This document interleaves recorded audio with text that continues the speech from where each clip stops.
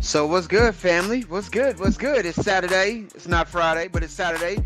But me and Dr. Damon decided we were gonna go live today because we got a couple events that's going on. It's gonna be happening real soon. And people been tapping in like, hey, how can I get tickets to this karaoke thing that we got going on? So our next Man Cave meetup is gonna be the last Monday. That's gonna be Monday the 28th. It's gonna so Absolutely. not this coming up Monday, but next Monday we're going to be doing our normal man cave meetups, but this time women are invited and we're having a karaoke night. Ladies, and gents, y'all come out and kick it with us. We've been really excited about this, and honestly, I felt a little bit like we didn't get on airtime like we usually do yesterday, even though we were live on TV on Fox Right. 25 News, right? Yeah. We Shout out to did Fox live. 25.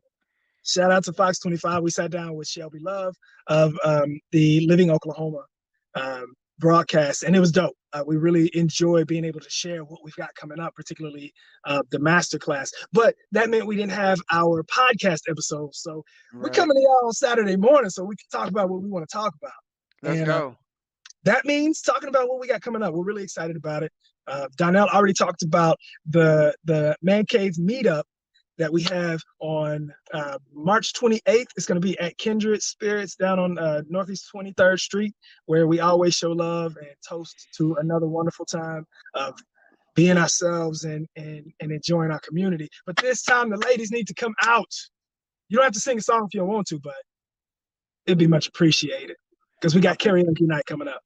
yeah. So this should be an easy one. This should be a home run for you since you got like Daniel Caesar lungs and vocals, and that's just your lane. Like singing is, if y'all don't know, Dr. Damon got vocals, fam. Like there's Let people that can sing and there's people that can sing. Fam, you got like the goosebumps type singing. I'm trying to get my wife to come because my wife can sing. she's She can got to. sing. She's got to She can come there. sing. I'm like, come, babe, just pull up, pull up. Yo, So, this is the first time she can come to a modern man, manhood I'm meetup. telling her, She I'm gotta show telling up, like, man. pull up, man, pull She gotta up. show up because they've been asking what we're doing in there. So Yeah, we're gonna throw they them can up. just see. It won't be the normal thing, but it will be cool to have some fun, man. Yeah, So Oklahoma man Elijah bring his wife out. So she's a doctor now. So we'll yes, have some Dr. things we can Muhammad. celebrate together as well. Shout out to Dr. Muhammad. We're real proud she out there showing them where we at and what we're doing. That's love. I'm gonna tell you, bro. Okay, so I do sing a little bit. It's been a fun journey. Just learning what passions I have, and over the years being able to share in a couple of songs here and there and pluck a couple of strings on the guitar has been a lot of fun. But karaoke night is different for me. Like I don't. It's weird because I don't. Karaoke is so much more fun that it's focused on just enjoying yourself and not about sounding good. And Oh so, yeah, it's a way you to know, press it. I can dig it. yeah, and so just come out and have a good time. Now, I will tell you, I have some songs. There's one song that I want to sing, and Lakeitha says she's gonna sing it with me. So We she got tap to in. Did show up. Lakeitha tap in and say she gonna do it? We talked about this weeks ago, Right, like back right. Okay, in January. We that's a talked about bet. this in January. I said, you're gonna sing with me. She said yes. So I'm calling her out. So if That's a she ain't bet. seeing this, y'all go ahead and tag her in and let her know she being called out because I'm calling in. I'm calling in. She said she was gonna show up with me. I remember So her saying she was gonna do it whenever we was up there back to my roots. So there you go. See, I got a witness. I got a I witness. was there. I was there. I was there. But no, it's gonna be fun. And here's the thing. So y'all know how we like to add a little competitive edge to it. So we're giving away prizes. Absolutely. We're giving away prizes to best performance. Notice I didn't say best singer Look, T because Dot said she coming. Mako said he yes, coming. It's one of those things. I'm putting my team together. Team of extraordinary heroes. Listen, yes, as long I as she love it. don't, as long as she don't try to take over too much and push us out the way, we might have this one. We might have this one. Hey, but a star gonna shine though. So Exactly. star Exactly. gonna shine. No, I'm excited about it. I think it's when the idea was put out there, it was like immediately yes, we got to do it this way. So Yeah. I'm excited about it. I know we know the partners are excited about it, and we just look forward to really just enjoying some time out in the community, having a Absolutely. good drink, and really just being able to kick it because it's not enough of that going. It's not enough of that. Honestly, I feel like Yeah. You know, you and I, we love being in this space where we're doing the work and we're working on building ourselves and helping build others. And sometimes that can get heavy for a lot of people. And this is just a chance to really just be in the same space, but just vibe together, like Right. literally. So And I kick want to it. know. Go ahead. And kick it. I mean, this is great weather, man. I was out just now and I'm like, this is the perfect weather to be able to do some of these kind of things. Yeah, And oftentimes because we are wrapped up in the monotony of life and always being busy, we don't always get to take time out to do things that are fun. Now, I got some of my friends who just usually naturally do that, but unless there is an objective that is around that, I don't get to do that too often. So I'm looking forward just to the opportunity to be around the fellas, around their families, and have fun, bro. It's almost absolutely. like when we become adults, we forget that you can still have fun to be an adult. Like you can enjoy life. That's not against the law. So I'm Yeah, looking forward to that. I'm excited about this. We have so we're going to give away prizes for the best performance. I'm going to emphasize that. That does not mean the best singer is going to win the prize because this is about a vibe. Like if you can get us in the vibe and we can roll with you, then you can win that prize. So I can pull come it. on I think we out. can pull it off. We can pull it off. I got that. You got it. You got it. I Okay. got it. Listen, I may not be able to vocalize it, but I can animate it like you know what I'm saying? If this is like the voice, I probably couldn't pull it off. But if this was like give me some hand puppets where they get to animate it, we might be okay, bruh. We Some might be hand okay. puppets. Not Something. the hand Just puppets. don't let it be like a real life, cause I might let y'all down. But if we just like acting it out, clowning them, we might be all right, man. We might be all We're right. having a good time, man. I want some people to share what songs they want to sing or they want to hear. Leave them in the comments wherever you're watching this right now. Leave them in the comments so we can make sure we get the list straight. Because it's going to be a really fun time, and of course, we love showing love to our partners in our man cave meetups. Kindred Spirits, they're amazing out there. I got a chance to. I was up there. Oh gosh, was it last week? I just happened to stop in there because okay, so Dr. Q stole my phone charger. I left it up there. Stole the phone He charger. stole my phone charger, bro. I'm gonna call him out because I told him after our last meetup, I was like, bro, I think I left my phone charger up there, and his only response was stolen. You gotta get it back. So I listen. I figured I would just pop up.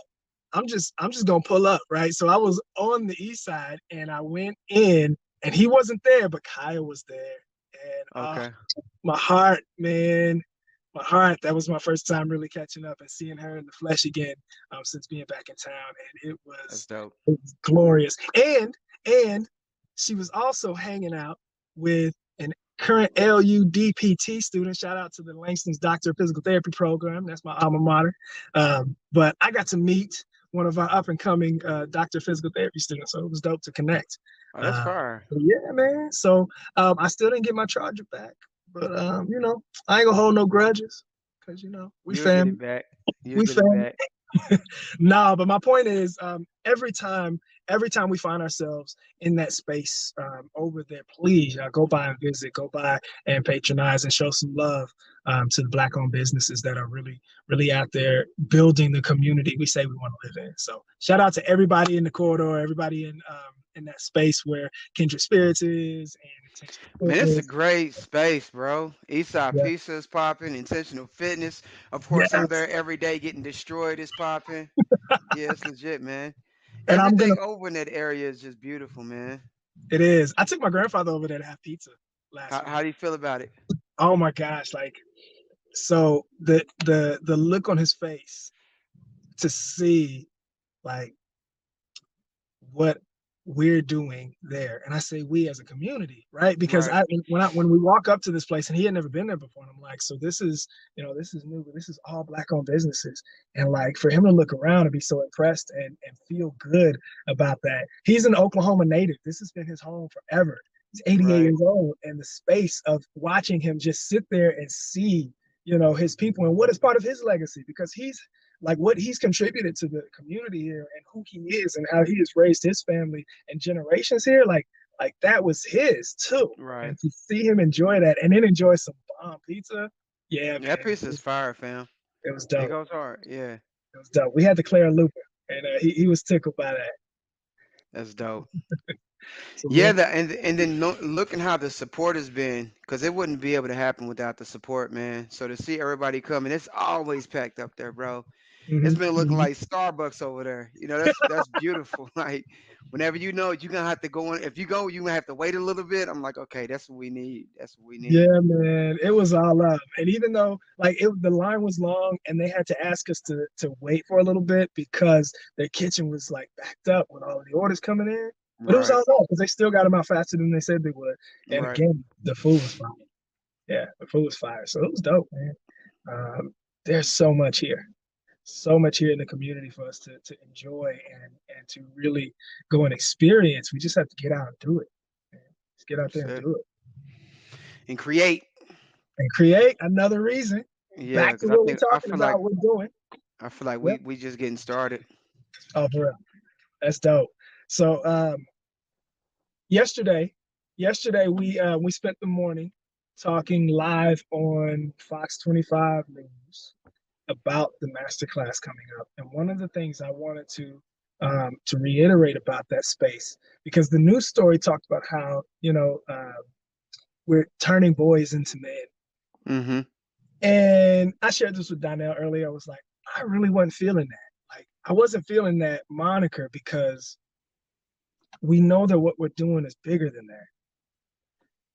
I understand why they said that because we are inviting any male student who's 17 years or older to come to our next masterclass, manhood masterclass for free. And that's big. But we've held these masterclasses before, and we've never had anyone in it who was under the age of 22. We had Right. brothers in there from age 20, 22 up to like in their 50s. And it's been an amazing experience that every single man, no matter what level he's at, personally, professionally, whatever level he's on, he walked away with some gems and some knowledge and an experience that he walked out of that a better man. And Right. that's what we're talking about. So this is more than just, turning boys into men. No, we're building, we're helping to build a better community by helping men on any and every level to Absolutely. level up. Sound That's like what this. puberty. I know, right? I'm like, Turning boys into men. Like, wait, what? Like and, that's and listen, we're grateful. We're not bagging on them right. because that is a part of the vision and the value that they see in what we're doing. So we're Mm-hmm. not bagging on them and saying that they were wrong about that. But I want to make sure that the community knows that we're on a bigger scale than that. But that's also one of our focuses. Yeah, we're excited. I've been reaching out to some community leaders and teachers and professors today. That's what I did this morning, was reaching out and talking to brothers and sisters who can bring those students into our space, making sure they know Right. that we're here and what we're doing because it is vital. So we're trying to pack out this auditorium. Rose State College gave us a whole ass auditorium, bro. Are y'all hearing me? We're trying to fill every seat Yeah. for free. Man, and being able to bridge the gap between those. I mean, because in a lot of instances, I think what's so important about this compared to like other things that we usually do is that Mhm. it really is about bridging the gap, regardless of what age you're at. There's always something that we could all be growing from, and being in a space where there's multiple different people from walks of life allows us to be able to see just how we're connected, no matter what we're going through and what we may have to go through in life. And I think that's the Absolutely. biggest part of it. Even if they are students, there's somebody that's 50 that got something from it, from somebody, learned from somebody that was 35, and somebody that's 35 that learned from somebody that was 50. So I'm thinking Absolutely. the idea of having a student that is 18 or 19 or 20, 21, that has an edge or don't even know what in the future holds, right? Since we're going through a transition right now and what manhood even looks like for the world. So, That's real. That's yeah. real. You pointed you really made a point in that, even in that last statement, that there's a transition of what manhood looks like Mm-hmm. for a world that used to say manhood looks like, are you bringing home the bacon, Yep, that's it. and and are you keeping your doors locked, and if your door get kicked in, are you going to be able to survive? Like, being Right. able to be a provider and a protector, albeit are important and foundational, it's show me uh, um, a woman or another man if you're in a same-sex relationship, or show me a family, show me a job or a community that says that's enough from you. Right. Man, they don't exist. Man. They don't exist. Man. And yet we don't naturally have the spaces and the tools and the skills to be able to step up to show ourselves to be who we say we are. Right. So that's what this is about for us. And a lot of us get disrupted whenever there comes to an element of a relationship or life that demands more than that because you don't have the capacity to give it, or you unfamiliar to the concept of even what that looks like. How can I present something I've never even seen in my life other than this or this? That's it. That's all I've ever Yes, known. And then we go through these high pressure situations where we're dying at a younger age, having psychotic breakdowns, heart attacks, strokes, even from men that seem to be pretty happy in life, they're still facing these type of conditions because of all the stress that's been added on in the background. And so having these type of conversations is going to be definitely detrimental to the livelihood of things that we're called to do, because we can't do it. I mean, we can't live out our highest quality life if we're not in our best state as far as health. So absolutely, yeah. man. It's there's a space that I think you and I have really decided to jump into to make a difference, and it's tough work, man, but it is so worth it.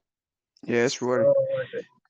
I think it's tough until I see the guys that's behind us and the Yo, women that's behind us and the support we're getting. that's Like, legit. yeah, it doesn't make it seem like it's necessary is what I would say. I wouldn't say it was tough. I would say it's necessary. So the conversations I've been having with people yesterday, a few community leaders, they're just like, thank you for doing this.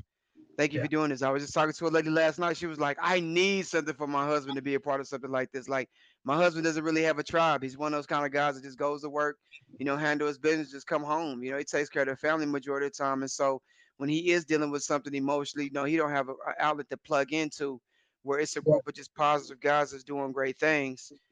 So even having that as a good space for men can to connect like that, I think at the end of the day, it's empowering. So. absolutely. So that's It's dope that you're hosting events like that.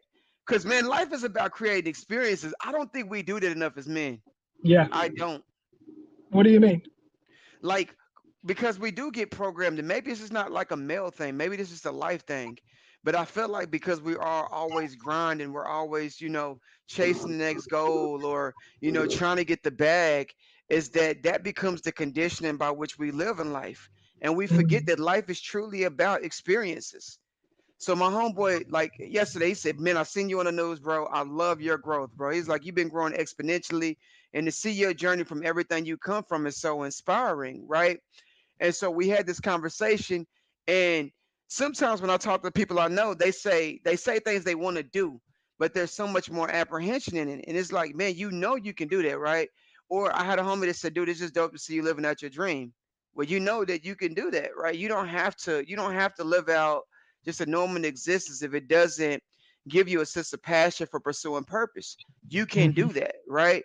And so even that in itself, because we do have goals and we do have things we want to do, or we do want to be impactful in a community, that allows us to create experiences. Yeah, Now, the people that decide that they want to support it and become a part of it are a part of the experience. It's just like Clara Luper. There's a pizza named after her.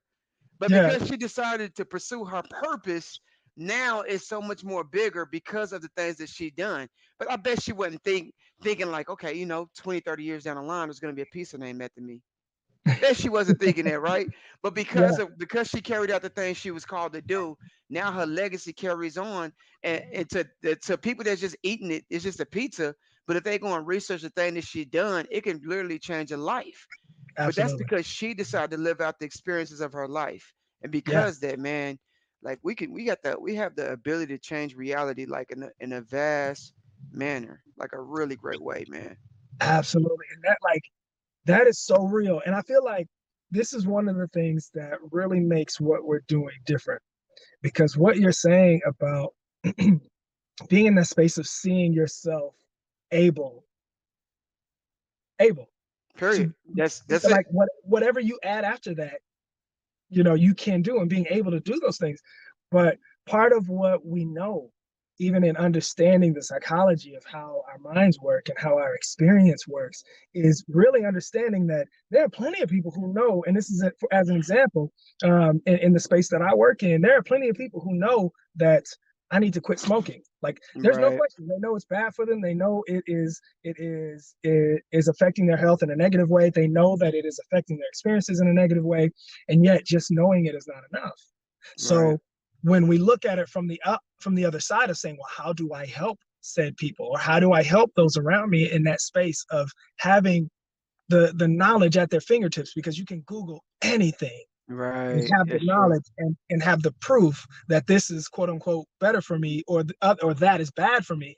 But how is it that we aren't able to move into that space and take those steps like Clara Luper did and like other people do in Right. changing their lives? And that space really comes to for us the responsibility of understanding how people operate. And so when we look at it, I'm really excited about one of my personal missions and all the things that I do is helping people move from that pre-contemplative space to the Mm. contemplative space. Like, when we talk about behavioral change and the processes of behavioral change, this is built on the trans-theoretical model of behavioral change. If there are plenty of people who know that I should maybe stop doing this or I should start doing this, but that knowledge ain't enough. They're in the Right. pre-contemplative space. They're not even thinking about seeing themselves in the actions of making those change. So how do we do that? And for us, having spaces like we have where guys can relate to one another in a non-judgmental manner where guys can express themselves and their experiences in a way that allows them to be seen and heard, without the fear and what is sometimes consequences of talking to certain people. But having the space to be able to see themselves fully and be able to see other men who have gone through that and who have made it through it, now it allows us to say, okay, you know what? I'm not alone in this. And I can see myself taking this action or that action. Right. Right. And that's essential, because as guys, when it comes to our emotional spaces, we don't often get that. It's either you a simp or you Right. good. Right. Yeah. And then that's not even considering the influence of the social structure. Mm, Because that social structure plays a predominant role in the way that we think, right? If you yeah. used to go into the same exact environments, that's like you go to a rehab, right? You in the spa all week. You're no longer in this high stress induced environment, but you at the spa, you getting pedicures, you're away Yeah. from all of the distractions, you detoxing, you feel good, but then you go right back to the environment where that conditioned belief system existed, and you Uh-huh. expected to live out the best life when everything around you reminds you, every stimulant that's around you reminds you of this self concept that you have of yourself, man. So I like the Yeah. idea of being around men that at least can introduce you to a new frame of reference, if anything. Yeah. You know what I'm saying? Like that in itself, like if I wouldn't have met my mentors when I was like 16, 17, when I was on the verge of basically dying, there's no telling what kind of person I would have been now. You know, Yeah. so even when I look back, and I was talking to my wife about that, even when I met my wife, like who I am now was way different compared to when I met her, 13 years ago. And that's Yeah. just because it's been some of the people that's been poured into my life, some of the tools. I couldn't do it without the tools, bar none. And not just that, these tools are still consistently working in my life, Yeah. consistently working, you That's know? awesome. That's awesome. And Yeah. you talked about that, and this is one of the spaces where our journeys and what's brought us here um, are so vastly different. Like, growing up, my mother, single parent, she raised four boys and on her own, and my grandfather was her biggest and our biggest supporters, like on all levels. Mm. And when I think back to the idea of Black men in my life, I didn't have those mentors. Like, my I grandfather didn't was, either. well, but what I'm saying is, like, you talked about those mentors that you like having met these people in your life and having these Man, mentors, I'm gonna and tell even you, and those that you've lost. But what I'm saying is, like, yeah, there were no Black men in my life except my dude. grandfather. But he was like, but you know what I'm saying? So, like, the idea of having a community Yeah. That's not the same. I like my grandfather, like he's amazing, and I know I wouldn't be who and where I am without him. And but if I'm like trying to think of any other black So men let or me male correct in my this. life, and Let me correct this then. My mom, single mother, gave birth to me at the age 15, raised three, me and my two brothers. All right. yeah, I moved back from Tulsa, Oklahoma, almost every year of my life, moved back and forth. I met my dad when I was about 11, and we did not have the best relationship. Very abusive. Was molested at a young age by a man, right? So my innocence, as far as the way I perceived men, was stripped from me when I was very young. I didn't trust authority. So even yeah, when my mom was dating guys, they were abusive. Man, I can't tell you how many dudes that my mom was with that would beat on me, right? So I did not have a healthy relationship with men. So every depiction of what a black man looked like to me was terrible. It was either my shame was going to be stripped, it was that I was going to be emasculated because they always wanted to yeah, exercise a sense of authority and dominance over me. But I guess you could say I got adopted by a woman that was the first African American police officer when I was about 16, 17. And she would always speak yeah. life over me. And that's what really changed my life. So when I say that, it was because she spoke a lot of life. And I don't even know why, bro. I was doing stuff like trying to grow weed in the garage. I was still doing like reckless stuff, weird stuff, right? You were ahead of I your time, man. I was. I had, man, let me tell you, we got to a lot of trouble. Like Yeah, one day I was yeah, with a friend and his brakes got cut and he crashed into a liquor store. Like literally, we would walk out of the store. So I got crazy stories from that. But even then, despite all the trouble that I was getting into because of dysfunction that I was raised in, she would always see me in a greater light than the actions that I was taking and the behaviors that I had, right? And it's and went to the military, got out early for some trouble that happened in the military. Like trouble followed me a lot. Brother that died at the age of at 21, and witnessing that and still wanting to blame my father for not really being present even though he was doing the best he could. And I finally had got to the point to where, you know what, I got to hold myself accountable. And it was at that point where I was looking around and I was like, how come some people got good lives and other people don't? How come mhm, misery seems to follow some people and other people don't? And I don't know if it was like this curiosity just to try something, just to get into a different circle. And I did that, but that was my own personal journey. Now, I mhm. will say, now I have some extraordinary great men. But part of that was because I wanted to be the kind of person that can give back. I wanted to be like a mentor to other people Yeah, because I hated seeing, even for me being young, I hate seeing our potential taken from us. So my brother's going through trouble right now, and I hate the idea of seeing our potential taken from us because of conditioned environments of where we raised at. That's yeah, probably like the thing that plagues my heart the most, and I know that is because I've been written off. I was written off by hella men that looked at me and that told me like you ain't gonna amount to nothing.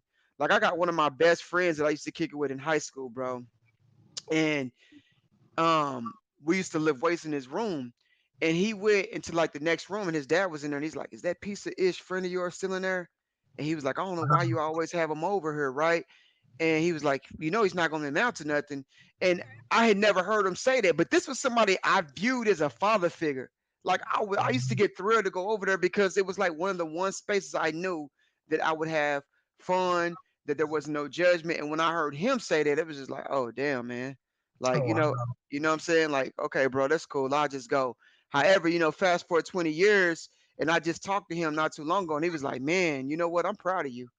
I would have never even thought from your upbringing that you would have been doing the things that you're doing now.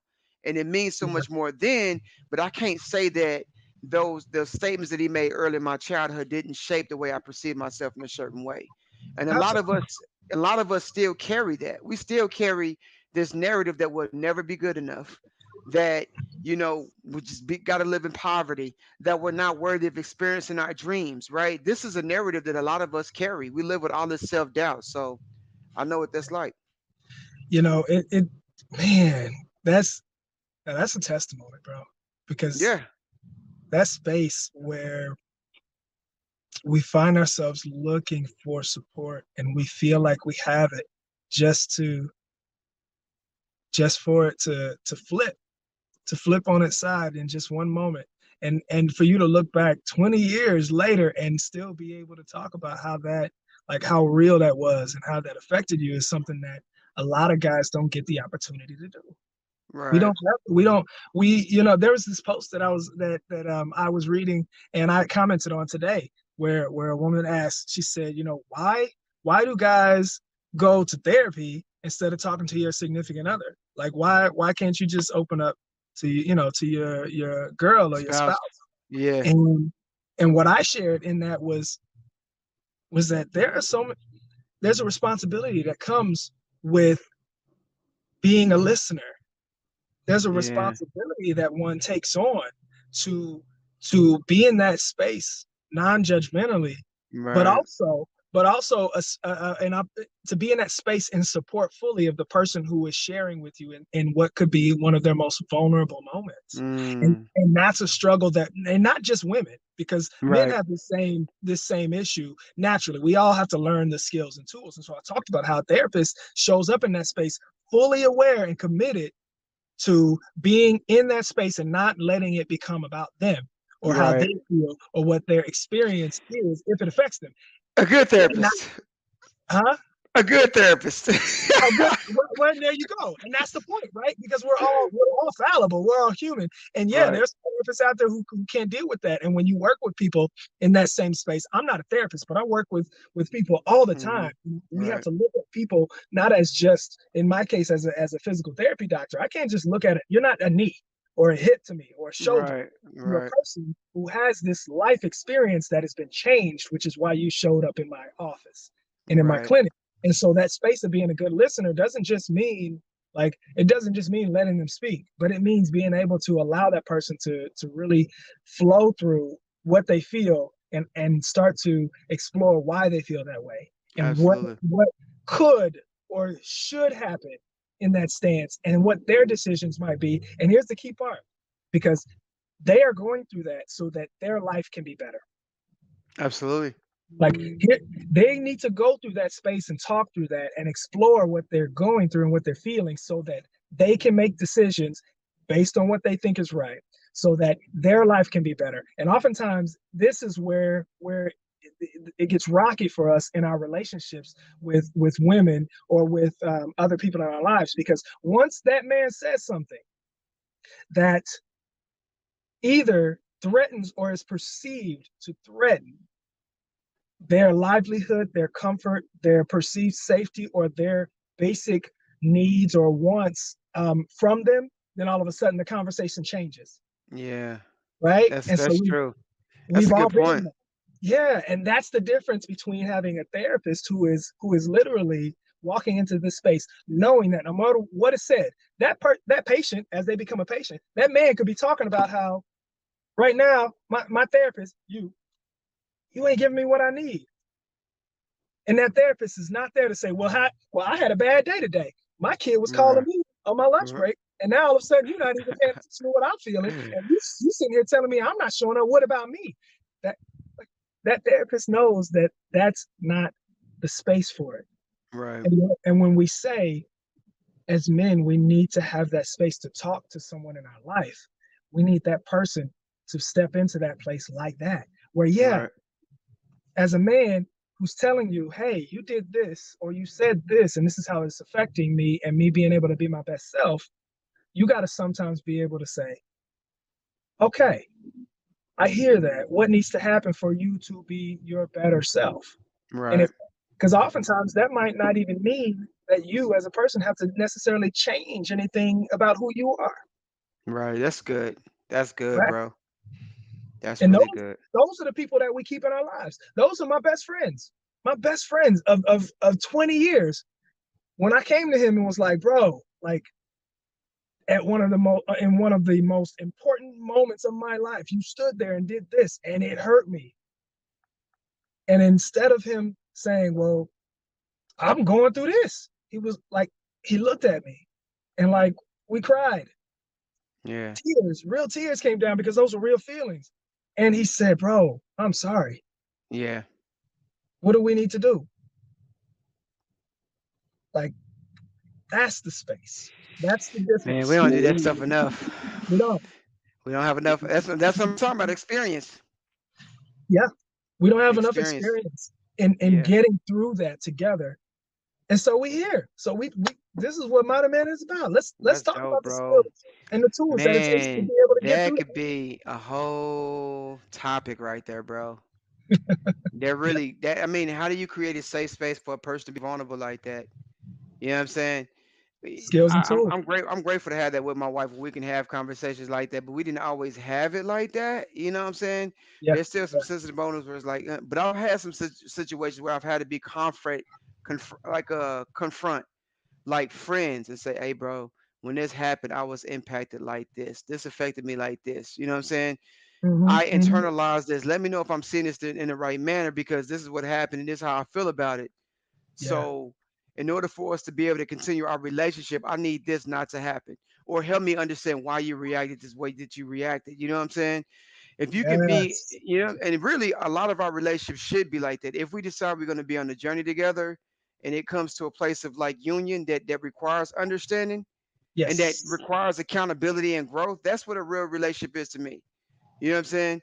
Instead of just Absolutely. suppressing it and not feeling like we got to be defensive or ignoring it or being passive, because that stuff also happens in a lot of relationships when you don't have that emotional maturity to where you can actually talk about it with unbiased judgment. Once again, unbiased judgment. So, Yeah. With that space. And it's you really hinted to a point that you mentioned how you and your wife didn't always have that because it's not a natural thing for us. It's not. yeah, It takes practice. It right. takes it takes acknowledging that, hey, I don't have these tools. Now I see these tools. I need to work on these tools. I'm gonna work with these tools and practice. Nobody grabs a guitar and all of a sudden is a Santana. No, they say if I want to make this kind of music, this is my tool. I need to practice my tool, and eventually they get better and better at it. But we have to do that with and for ourselves the same exact way. Man, it's tough, bro. It's, It's worth it, man, but it's tough. And yeah. embracing difficult things. Well, we should embrace inconvenience. Embrace Ooh, inconvenience. I'm talk about telling you, that. inconvenience has been a blessing to my life because it's helped me really see that that's the way that I know I'm challenging myself and that's where I'm going to grow. It's easy to do stuff when it's convenient, when it serves you. But Mm-hmm. doing things that's inconvenient because you know the reward and the payoff is going to be growth and it's going to get you to a greater quality of life is where that's a major gem. That's a major key. Major key. Yo, I'm just saying. yo, no, yes, Um, I was yes. at the gym yesterday, and usually when we finish our workout, we run a lap. We want to run a whole lap around the building, and everybody else wasn't going to do it because it was cold. And there's one lady. She's fairly new. She hasn't been there a whole lot. She's maybe been there. I want to say maybe 3 weeks. And she said, "Are we doing the lap?" And I was thinking to myself, man, I gotta hurry up and leave because I was gonna meet you. This was yesterday. I was like, I gotta go meet somebody for a podcast. But everybody else that was there was not running the lap because it was cold outside. And she Mm, said, okay, well, I guess we can do it another day. And then she walked outside and she started to jog the lap. And I said, let me go out here and jog the lap. And I ran with her. And when I was running with her, even though it was cold, I was like, man, let's get this knocked out. It ain't gonna take that long. And she yeah, was like, yeah, I figured I better go ahead and do it. And I said, you know what? Because you're doing this when everybody else doesn't want to do it, you're gonna be so much better than everybody. Because it's always the things that we don't want to do when we face that inconvenience, even though it's just 1%, it could be 0.5%. It's yeah. still making you stronger, which is still gonna make you better. But peep this, it's not even a big sacrifice. Maybe I wouldn't even say a full minute, bro. I've run around that building in 45 seconds, bro. Right? 35 seconds if I'm pushing it. It maybe Yes. takes us a minute and a half. So you mean to tell me you wouldn't do a minute and a half of inconvenience knowing that it can make you that much better? I'm This is saying. life. This is And, life, and, man. and think about this. Like, it's just like the post you made about the woman who was diabetic, but she's drinking the pop that's causing her the pain, right?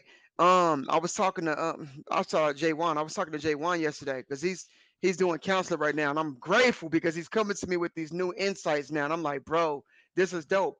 We were talking about core beliefs yesterday, and I told him that I had to challenge so many core beliefs I had growing up because I grew up in poverty. And so as I started to want to build a family, I felt guilty about spending money. I was like, bro, I was a financial advisor. Do you know how difficult it was to be a financial advisor and to listen to people talk about investing, retirement planning. We never had a retirement plan growing up, right? I Yeah. remember times when my mom struggled so much that if we didn't work a fast food job, we didn't know we didn't know where our meal was going to come from. And Mhm. so my uncle worked inside the cafeteria at the hospital, and I remember days when she would wait until he would get off at like 8 o'clock, 7 o'clock, just to walk down to the hospital where he worked at, where it was like if there was some food they were going to throw at the end of the day, he was going to bring us that food. But Yeah. I remember days where he was like, "Yo, I couldn't get no food today." So we was kind of like, well, he was like, I got a couple dollars, and that maybe be it. But I remember that shaping my life to where when I started working, it was like, yo, if we got money, we paid the bills, we straight. Everything else we blow. That Yeah. was a core belief. Or unless you had the freshest clothes, you didn't really have value because Right. of the way, materialism. But all these core beliefs that shaped the way that I thought growing up, I had to confront those. So I remember one day I was working, bro, and I passed out. And so I had to go to the doctor, and I know what was wrong, but I was having these severe migraines where my ears were ringing. Like I didn't know what it was. And I had to be, I say about 2021. And I did drink a lot because I used to drink like every day. It was bad, bro. Every day. But I went to the doctor, and the doctors was like, okay, listen, we can't let you leave. And I'm like, what do you mean you can't let me leave? He's like, we cannot let you leave because he was like, your blood pressure is too high. And I'm like, blood pressure? Like, I don't eat fast food, right? I'm like, that don't make sense. I cook every single day. So he's like, what are you cooking? I'm like, man, I fry fish. You know what I'm saying? I'm frying chicken every single day. He's like, you can't do that. And I'm like, what do you mean? Like, I was raised seeing my grandma and my mom do this every day. They fried everything. So I thought it was Mhm. normal. I thought you got high blood pressure from eating fast food, bro. Right? Yeah. Yeah. Because having high blood pressure was just normal. And fast forward to like baking food or doing detoxes or even going vegan, doing stuff like that where it's like observed, like what do you mean? Like you Yeah. making walnut meat? Like you tripping. You making, cheese from cashews, doing stuff like that. But it's just the idea of having a core belief and not having the capacity to challenge that and recognize the role that it's playing in your life to understand that you can take on a new nature of self. So I was telling Hmm. J1 yesterday, I said, man, one of the biggest blessings in my life, bro, is saying I no longer subjectify myself to this conditioned belief. Yeah. If it doesn't work for me, I love the idea of having a growth mindset to say I'm willing to try something new in whatever Yes. capacity that looks for me. And it doesn't have to work forever, but I'm willing to try it. You know what I'm saying? Hmm. Hmm. Absolutely. That space where you really have to confront yourself. You do. You know, and it's a tricky space because society makes it really easy for us to blame our parents, blame everyone else, and to sit in that like, oh well, this is how I was treated when I was growing up, and so Right. this is just how I am. And that's a space that is really easy for men to get into because Man. it's really easy for us to get into that because a lot of what lessons and core beliefs we built on that have been ways that we've found some level of success. We've survived this far Right. because of those beliefs that I made it through that and nothing can knock me down and nothing can stop me, or I don't need anybody else, or I don't cry, I don't feel this, that, or the other because I'm not supposed to, I don't have to, and a real man doesn't. So now we're in a space where like when we really get to see ourselves and take ownership, like you said, and take the authority Yeah, away the from authority. take, Yes. taking that authority away from other people, other circumstances in our life, and say, I have the authority to rule what happens here. That's the space we've got to get to. I Like, think there needs to be a conversation. I don't think there's been too often that conversations like that have come up. What core beliefs have you had to confront that you've had to confront in your life? Like yeah. seriously, like being able to evaluate to say it's okay to confront this, to take authority, because it's hard to take authority when you perceive something as your self concept. Hmm. How can I confront something I perceive as myself? Hmm. Hmm. Yeah, I can tell you. So, listen, you talked about some of your core values that you had to confront. For me, I had to really confront the core value that I was responsible. So Mm, I would take on this responsibility for other people in my life in a way that I felt like a failure if they were not ultimately comfortable, wow. happy. or if they didn't have what I ended up perceiving them supposed to have had. Like I would Right. take on the responsibility of other people's happiness. And then Yeah. when I ultimately failed, I'm dealing with it all alone. Man. Dealing with that pain and that hurt of not having the validation that I was looking for by taking on the Me responsibility too. of other people. Me too. You know, and like there's a space where I'm an Damn, older brother. bro.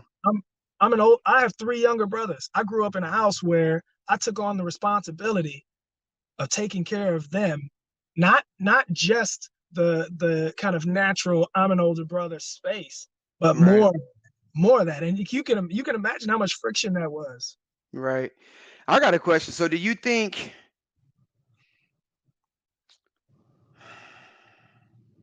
why is it that you felt the need to do that? Because what I see is that it enables people. It enables Yeah, people, and it's not really a safe boundary. And I know for me, it was because it was driven from finding worth and value and being needed. I think it's part yeah, of it. yeah. That one let's say that because you took that to the very next level of what needs to be said is that space of doing that and living like that, taking on the responsibility of other people's lives and very well-beings on so many levels leaves you no space to have personal boundaries, and it leaves you being it leaves you enabling them to take advantage of you in other situations, and it does no good for them either. So one, that needs to be said. You're absolutely right about that. And that was Hmm. the experience I had as well in living a lifestyle like that. If you ask me why, part of it was that just I don't know my life without my brothers. Like I didn't have a life without my there's me and then the brother who came right after me, like less than a year. So Yeah. my existence was never without them. And Wow. so naturally, I'm protective. I want to Right. see them do well in the person that I am, in the soul, the spirit, the person that I am, the consciousness has always wanted to see people around me do well. These were Right. the people that were around me, more than anyone else in the world. So naturally, I wanted to see them do well, but also in a society that says, you're the older brother. So in all the movies and all the TV shows and all of the experiences of older brothers, we come to the rescue. Right. That's Yeah. what we do. And if you don't, then you're a sorry ass brother. See, Right? I'm the older And brother. then even more Yeah. so, you're a sorry ass man once you get to Right. the age of 12. That's what I You're was about sorry. to go. Yeah, that's what I was about to say. Like the older Yeah, brother for me, it was like, well, ain't no man here, so you the man in the house. So what does yeah, that look like? Well, it makes it make sure the house is clean, and I if your married brothers get in trouble, you get in trouble. So my mm-hmm. brothers get a whipping, well, I get a whipping. So we all getting beat. Like, bruh, like All of that. this is the pressure that was placed upon, like day one, like out the womb. Like, yo, you the Yeah, man in the house now. What does that look like? Walk around with a puffed chest, like I gotta handle this, and if it's not handled, then it falls back on me, same right? here. Yeah, Yeah, I think that's so crazy. I didn't even think about that. And yeah, the unrealistic expectations that occurs whenever you find out that it has an unquenchable thirst. Because um, when you enable a person, okay, I'll say it like this. I used to not believe in relationships breaking up sometimes until I mm, found out your presence can enable them and delay the journey of the lesson that they're supposed to learn.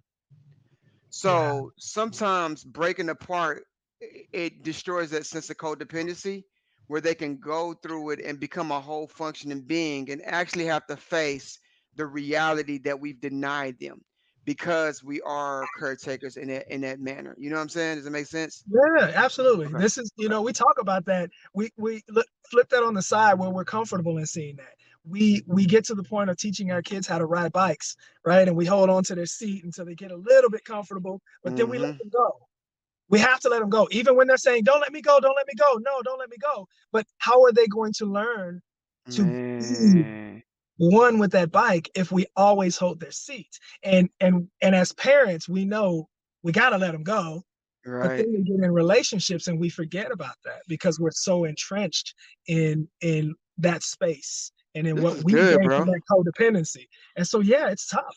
It's really tough, This is but you good are stuff. absolutely right. There's a space where there's a moment where we have to recognize and honor that we have to take some space, and whatever that looks like for you in your life and your relationship, that literally may be for you to take some space across the other side of the room or across the side of the other side of the house for a time frame versus versus splitting and no longer being at all in any way, shape, or form together. And that's different. You got to figure that part out. But understanding that that's sometimes you need to put those boundaries in place are really important. So yeah. You know what I think is hard? How do What's you that? find you? Hmm.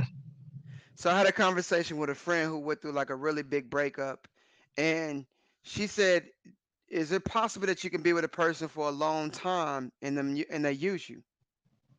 And I said, "It's possible if you have been so codependent on them to supply everything within you that you don't feel worthy of giving yourself." Hmm. Right? And because her initial question was, "How do I build self confidence?" I'm like, "Oh, I can tell you that." I Hmm. remember being in a space where I did not love myself. I Yeah. remember being in a space where it's not that I just didn't love myself. I knew I had major potential, but I didn't know how to access it. And so Yeah. I had to say, dude, you got to build your self confidence. You're still weak. You got great aspirations, but you got to build it up. And that takes really saying, okay, how can I build this relationship with me? How can just like an example, like a person that makes a mistake that you love the most, right? There's an exercise. There's a secret sin. So take your secret sin, right? The worst thing that you've ever done. Take that and place it in your mind, right? Now, picture you that same exact act that you committed, but imagine the person you love the most commits that same exact crime, Hmm. and they come and tell you about it. More than likely, we would be more judgment upon ourselves than we would be a part of the person we love the most. And that Yeah. shows like a metric of how far we are in between the union and the love that we have and acceptance we have from ourselves to the perspective of another being, right? And but we somehow in our minds we want to experience that same type of love with another being. Hmm. So you mean to tell me you're willing to accept another person, and in your mind there's this idea that this will possibly work out before you fully accepted every aspect of yourself? You see Yeah. that? Like there's Yeah. such a big disconnect in there. But we live our existence like that. Every day we live our existence like that. And so the second question now is, how much have we left on the table? Because if there's still a big gap between who we truly are and the things we haven't accepted in ourselves, what is that gap? What Hmm. does that look like? What does that look like when it comes to our career endeavors? What does it look like when it comes to our financial lives? What does that look like when it comes to the dreams that we can possibly explore, right? What does that look like for future generations? Because Yeah. future generations are built upon all the aspects of yourself that you assimilate into a whole functioning being. And so when I was having this conversation with her, I gave her this dope exercise to do. Like, look, if you do this, she's like, and I'm probably not going to do that. I'm like, man, if you did it, it'll hurt in the beginning because, yes, there's going to be a lot of wounds there. But if you do it after a while, this would be the reaction. And I remember doing this exercise, and the first time I did it, I cried, bro. I cried. I cried like a baby, bro. I had to do this exact thing for weeks, and after a while, I remember like I wasn't crying no more. I could look at it and I could laugh, Yeah. and I would journal in it. But one Yeah. day, my dad had called me and he apologized to me for something, and I cried. And I'm like, why am I crying? This is just an apology. But there was something in my life that I had not accepted, that I had rejected, and I had suppressed, and I was unaware of it. And Yeah. I needed that validation from him to make it seem like I just wasn't a shipwreck, and it wasn't just all me, right? Hmm. I needed to know that it just wasn't all my fault. Like I know that I played a part in it, but man, sometimes you work so hard because you want that approval, just Yeah. to know that you're a good human being, and just to know that you're being seen in that light. Because there is a part of us that do want to see people do well and Hmm. experience well, Hmm. and I think that's just the nature of love. You know, if you love a Yeah. person, you want them to be well, you want them to experience a good quality of life, and you want to know that they receive your love well. And that was a hard Absolutely. lesson for me. Rejection was hard when I know my love was not received. But when I got to the point to where I loved myself, I could do things and it don't matter what they do. Yes. Yes.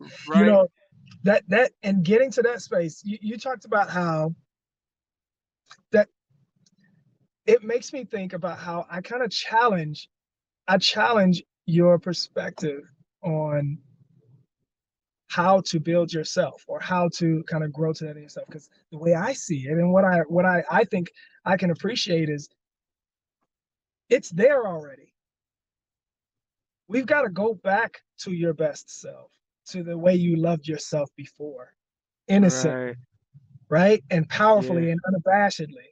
And so go back to in your life to spaces where you really felt yourself, like you felt like you were living yourself, you were feeling your best self, enjoying life and what that looked like for you, and really jump into the spaces of what you were giving to yourself and how that Mm. was filling you up. Because we oftentimes get to the space where What if a person's never done it? What if you've never done it before? if you've never had a happy moment where you felt like you were living your shit, you were the shit, where you were happy to walk into a room because you knew that you were showing Okay. up as your best self, going back to those spaces where you felt like your friendships were the best, Mm. right? Going back to the moments in your life that you're like, man, look at this picture. I was happy. Because Yeah. oftentimes in childhood, you live your best self as much as you can. And as parents, we give you limitations and some boundaries to provide safety and to provide opportunities for you to stay alive through those experiences, right? By and large, if we're good parents, we do our Right. best to do that without stifling you from exploring those. What really brings you joy. So yeah, we've all had spaces and times where we were like, man, that was the best time of my life. And we have to be able Right. to go back to that without the judgment from who we are today. Because if Right. one of the best moments of my life was playing the recorder when I was in elementary school on stage. Yeah, you can go all the way back there. It was the scariest shit because I messed up like 5 times in a row, Yeah. right? But when I think about that experience, that was one of the best times of my life. And I came back to that when my best friend in college was like, I want you to sing this song. And I was like, no, I don't do that. Yeah, You it's should. dope. And so See, I didn't do that. resistance. There's a Well, lesson in yes. resistance. There's a lesson in it, bro. That trigger. Yeah. Yeah, and that's a pivotal moment for me, and I know that. Like I know what I was wearing that time. I know what I was wearing on stage. I know how I could still feel the anxiety of it all, but I can still hear the applause, and I still feel the recorder in my hands because that was a pivotal moment where I felt like my best self, even when I was messing up. I felt like my best self. So what happens when I give myself permission to explore it? Then I start to enjoy music again, and that becomes a part of my who I am and what I enjoy and my gifts to the world. And now I can share in these moments of our karaoke night that we're having. Right. That's dope. Like What? that's what I'm saying. But why didn't you? Why didn't you like the? So the apprehension. The apprehension was there, but Hmm. you still did it. What allowed you to do it? Like, what was the shift in the thrillness where you could see the thrillness in it? Which moment you talking about as a kid or As an as a adult. college student? As a college student Yeah, who has because the you said opportunity that to jump somebody into it. asked you to do it. Someone, from what I'm hearing, you say someone asked you to do it, and Yeah. you didn't want to do it because of an experience in school, but you remembered the clapping No, it and wasn't the me. It wasn't the experience in school. It was the fear. Just fear. I was like, I've never done this before. What if? What if it sucks? What if it's not yeah, good? What if I don't like what if they don't clap? What if right. the fear of what that looks like and of judgment from other people But you did is it. what kept. Yeah, because I had dope ass friends Okay, who I trusted when they said I could do something. that's dope. I had developed at that point in my life a tribe that when they said I could do something, they had given enough and put enough into me that I could That's trust dope, that their bro. words and that their Yeah, perception of me was true enough that I could even try it and find out. I love this, bro. I love. I hope is this being broadcasted in Man Cave? Yes, Is it? Did you put it in there? Because I can't do it from where I am. bro. Please tell me this is being broadcasted. This is live on our modern manhood page. So I know Oh it's dang, live dude. there and I it's live gotta on get our pages. bro. Yeah, definitely share this in the man cave though. But Dang, what? that's the space. Being a having a tribe, having having a group of people who have been there with me and through so much other shit, and having seen what they saw in me, and knowing that, bro, you could do that. You can do it, and that's what it was. They had put enough into me that I could trust them when they saw that and they set that up there. And so that's big, and that's of course another reason why you brought up the Mancave, because that's what we want to create. Man, I think That's that's what we so want to create. powerful, man. I'm posting this in the group right now. That's powerful to understand, man, that you can give listen, your tribe can soup you up to do something super extraordinary, even when you are afraid to do it.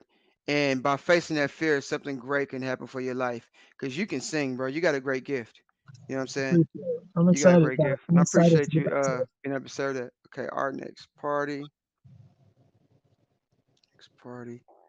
Challenging core belief systems. It's And it's crazy because as guys, like we do some stupid shit, boy. with our brothers, when our brothers and our friends, like, gas man, us no, up to man. do some things. Guys We, always do amazing things. Your life was created to do rock star ish, bro. Rock star ish. Tell me some of the dumb things you done as a kid, bro. I remember me and no, my brother hyped me up, bro, to build a ramp. And somehow in our minds, we was gonna ride this ramp and we was gonna take this bicycle and ride the ramp and go over the fence, bro. Man, I remember we rode that ramp, that thing broke down, that dang bike hit the fence. My mom wore us out, bro.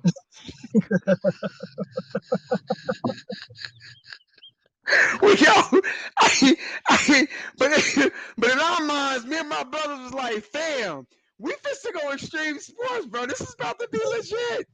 This is about to go. This is about to be legit. But I do remember whenever I was in the key club, and it was around the third grade, and I was at this new school, and I was being, bagged on because we had raggedy clothes. And my mom was like, you gonna go to the key club? I was like, all right, I'm gonna go to the key club.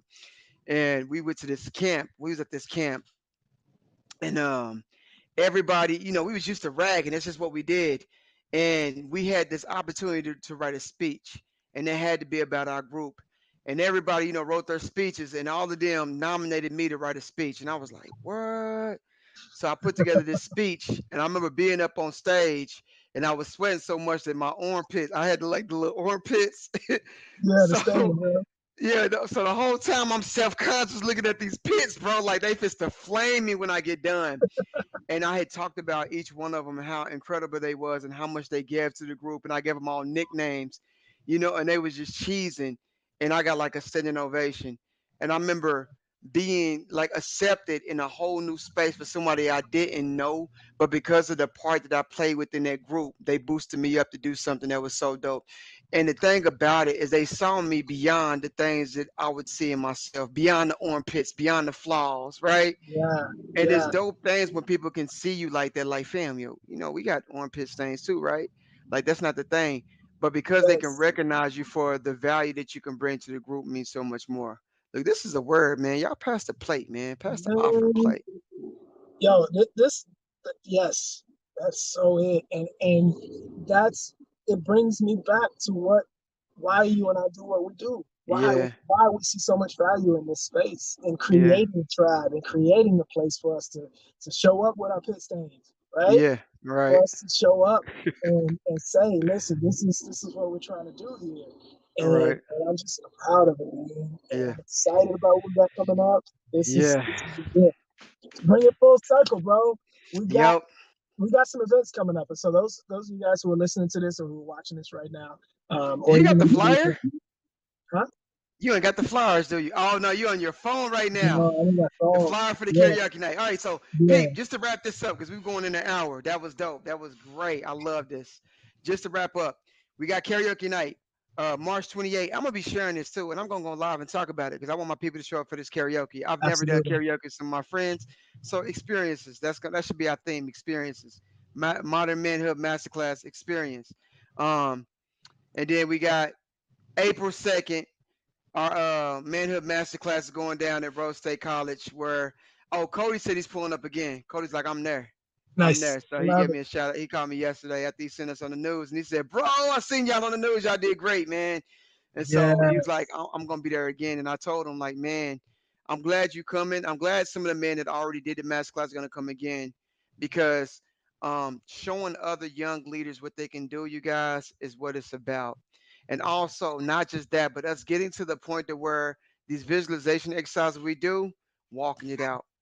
Yeah. Walk it out. Yes. No, no resistance, no apprehension. Whatever I want in my life, whatever I feel like I'm called to do, is gonna come to pass, right? Hmm. Die empty. That's the goal, man. Live the fullest expression of myself. So Absolutely. That's you said it, man. We've got this. So with this masterclass, those of you who don't know what a masterclass is and what our version of the modern manhood masterclass is, it's an opportunity for us to sit down all together in a non-judgmental group where there is a vibe and an energy of men age 17 and up. And we are literally going to walk out of that place being better men. And here's how, because we're going to explore what it looks like to see clearly and walk the path to becoming your better and best and most ideal self. We're going to look at what it means to have a vision for yourself and your family and your community. And we're going to walk into the space of understanding what your own core values are, because that's what your life stands on. So when you can identify your own core values, like with us, in a matter of 15 minutes, all of a sudden you know exactly who you are and what you stand for. You're already a better man there. And we're going to talk facts. about what it looks like to really explore the space of what your feelings are telling you, because as men we don't get that opportunity very often. So we're going to talk about how we walk through that anxiety, how we walk through that stress, and how we walk through that adversity to show up on the other side better and stronger. And we're going to toast, and we're going to have an amazing time of celebrating what it looks like to be a man in the modern world. We've got vendors coming out, we've got sponsors who are sharing their businesses and their and what they do and how they are serving the community. And we're going to big it up, man. Yeah, we got some hard hitters coming. I got some other people that Yeah. said they're gonna volunteer as well yesterday. So Nice. I got some more good news for you, bro. So, To be all done. right, I'm Also, good. listen, y'all need to know it is for any student who is 17 and older. It is free for them to register and show up to this event. We need them to register so we can have enough supplies. That's right. If we're planning on 100 brothers showing up and 120 show up, we want to be able to take care of 120. Straight So up. we need you guys to go to our website, manhoodmasterclass.com, and register for the masterclass. That's adults, men 17 and up.